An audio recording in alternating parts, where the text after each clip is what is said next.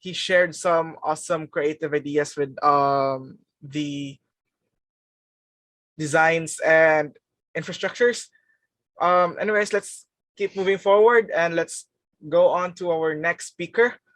For our next speaker, he's the president at ImageAppeal and owner at Connect LLC.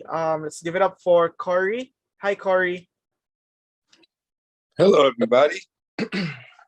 Let me see if I can get my camera going here. There we go. Very, very good. Nice to have everyone's attention. I appreciate the time. Let's talk about design and the footwear industry. Let me see if I can spin my camera around. I would like to show you guys something. Spin, Mr. Spin. There we go. Buttons. Bang. Sneakers. Now, let's talk about design and aesthetics and design in the footwear industry. I could go any direction, but I'm going to go in a direction of a Yeezy sneaker, and I'm going to tell you why. The Yeezy brand, maybe you guys are familiar with this artist, Kanye West. This man has literally changed the game in footwear design by having such a unique aesthetic in his shoe. Let me put you guys down for a second.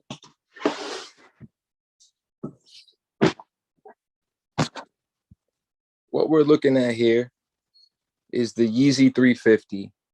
This is one of the first, it's not the first, but it's one of the first designs that came out by this brand.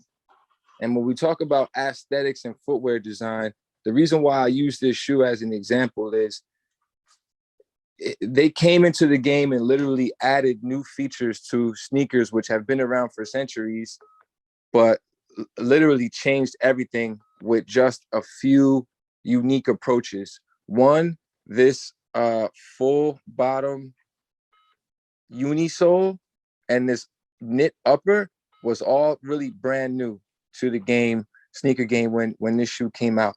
And it's subsequently went on to be copied per se. There's also a few other companies that have copied great designers, such as the late great Virgil Abloh. Nike has taken a lot of influence from the things that he brought to the company.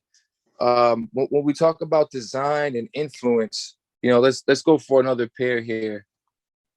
When we talk about influence, this company is called Union, and they're a footwear store, but they found themselves making collaborations with Nike after having great success in footwear. I mean, in their retail store.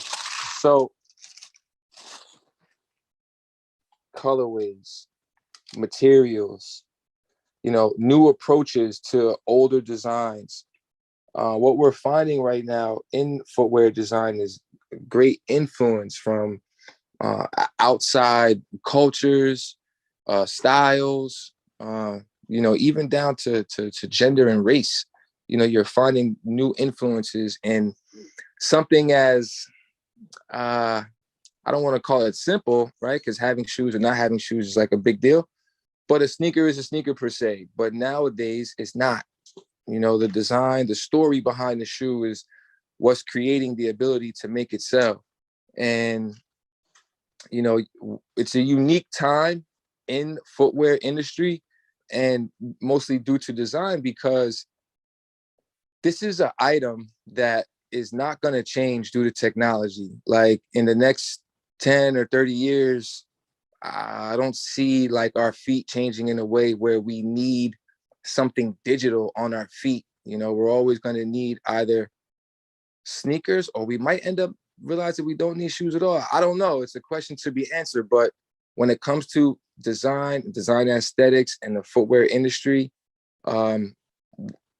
now is a very awesome time to be someone who's passionate about footwear design, because it's a wide open market where the huge brands that dominated the marketplace for years, they're not losing ground, but they're finding competition.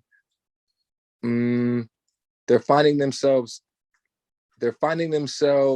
needing youthful design and new looks. And what that says is that maybe the old guard is on its way out and the new guard is on its way in. So that's my piece on footwear design. I appreciate everyone's time. I hope that we were all able to learn something new. That is the goal of our meetings. And thank you again. On to you, sir. Thank you so much, Corey. You're welcome. Definitely shoes would be there for a much long time. Anyways, I have a question here for you. Yes, sir. If you're gonna choose between comfortability, functionality, and aesthetics, which one would you prefer more? I'm gonna answer that two-part. I'm gonna say personally, I'm a comfort guy. That matters to my feet and to my everyday movements. Then again, for someone else, I think they would choose aesthetic. I think they would go for the shoe that, again, I'm talking about men, women, from leisure to dine wear. People will choose the shoe that fits the need versus how their foot feels in it. Right. At the end of the day, it boils down to the person's preferences. So yeah, I agree with that, Curry. Thank you so much. You're welcome, guys.